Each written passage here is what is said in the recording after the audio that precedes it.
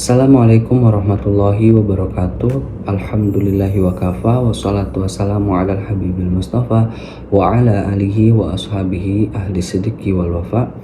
Yang kami hormati dosen pengampu mata kuliah literasi teknologi pembelajaran Dr. Toha Maksun dan juga rekan-rekan mahasiswa yang kami banggakan. Pada video kali ini saya akan mempresentasikan makalah kelompok 1. Saya di sini akan mempresentasikan makalah kelompok 1 yang berjudul Rekonstruksi Pembelajaran PAI Berbasis Deep Learning. Saya Muhammad Ali Mustafa dengan nomor induk mahasiswa 3150230039 akan mempresentasikan pada video kali ini yang tujuannya untuk memenuhi tugas mata kuliah literasi teknologi pembelajaran. Baik, sebelum itu, saya akan mengajak teman-teman sekalian melihat kembali cara kita belajar dan mengajar pendidikan agama Islam di sekolah. Idealnya, pelajaran agama itu tidak cuma membuat siswa pintar menjawab soal di atas kertas, tetapi juga membentuk akhlak yang baik, ketenangan hati, dan kebiasaan berbuat baik di kehidupan sehari-hari. Tapi pada kenyataannya, pelajaran agama di kelas seringkali masih berpusat pada hafalan saja. Kita masih sibuk menghafal ayat dan rukun ibadah, tetapi lupa menggali makna yang masih tersimpan di baliknya. Akibatnya, banyak siswa yang belajar agama hanya sekedar untuk gugur kewajiban saja dan hanya mendapatkan nilai ujian. Inilah yang membuat pelajaran agama terasa kering dan berhenti di permukaan saja. Mengapa cara lama belum cukup? Sebenarnya sudah ada beberapa metode pembaruan yang dicoba untuk mengatasi masalah ini. Tapi kalau kita amati lagi, cara-cara tersebut masih punya celah. Yang pertama, metode pemecahan masalah. Metode ini masih sangat bagus untuk melatih logika dan berpikir kritis saat membahas kasus hukum agama. Tapi kelemahannya, siswa seringkali hanya berhenti sampai tahu mana yang benar dan salah secara nalar, tanpa ada dorongan dari dalam hati untuk benar-benar mengamalkannya di kehidupan nyata.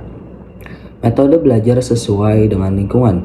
Metode ini juga bagus karena menghubungkan pelajaran dengan kehidupan sehari-hari di sekitar siswa. Tapi ada resikonya, kalau lingkungan pergaulan di sekitar siswa justru terbiasa dengan hal yang kurang baik, seperti kecurangan atau pelanggaran etika, siswa malah bisa menganggap hal buruk itu sebagai sesuatu yang wajar karena mengikuti kondisi pergaulannya. Solusinya adalah pendekatan belajar yang mendalam. Karena itulah makalah ini menawarkan solusi baru, yaitu membangun ulang cara belajar agama dengan pendekatan belajar mendalam atau deep learning. Deep learning di sini bukan hanya tentang teknologi komputer, melainkan cara belajar yang menghubungkan pikiran, hati, dan kepedulian sosial kita sekaligus. Ada 3 perubahan utama yang kita tawarkan agar pelajaran agama kembali bermakna. Yang pertama, mengubah tujuan belajar. Kita harus bergeser dari sekadar menghafal menjadi paham maknanya.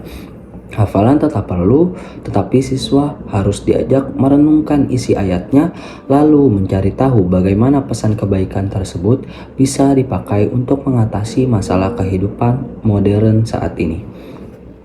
Mengubah peran guru dan siswa. Guru tidak lagi menjadi satu-satunya sumber jawaban yang hanya berceramah di depan kelas, atau yang kita kenal sebagai central learning, melainkan menjadi teman diskusi dan juga pembimbing. Siswa diajak bekerja sama membuat karya nyata yang bermanfaat seperti membuat video kebaikan di media sosial atau program bantuan langsung untuk masyarakat sekitar. Mengubah cara penilaian, kita tidak bisa lagi menilai pemahaman agama seseorang hanya lewat ujian pilihan ganda. Penilaian itu harus melihat proses yang utuh, misalnya seperti lewat catatan harian untuk melihat perkembangan akhlak siswa atau lewat pameran karya hasil proyek sosial yang sudah mereka buat. Kesimpulannya, dengan pendekatan belajar yang mendalam ini, kita ingin pelajaran agama Islam tidak lagi terasa membosankan di kelas. Kita ingin ruang kelas belajar benar-benar menjadi tempat pembentukan karakter yang matang, di mana siswa tidak lagi hanya pintar secara pikiran saja, namun juga punya rasa empati dan kepedulian sosial yang tinggi. Cukup sekian presentasi makalah rekonstruksi pembelajaran PAI berbasis deep learning ini. Semoga bisa menjadikan kita pembelajaran bagi kedepannya. Dan kurang lebihnya mohon maaf. Terima kasih atas segala perhatian. Wal afu minkum. Wassalamualaikum warahmatullahi wabarakatuh.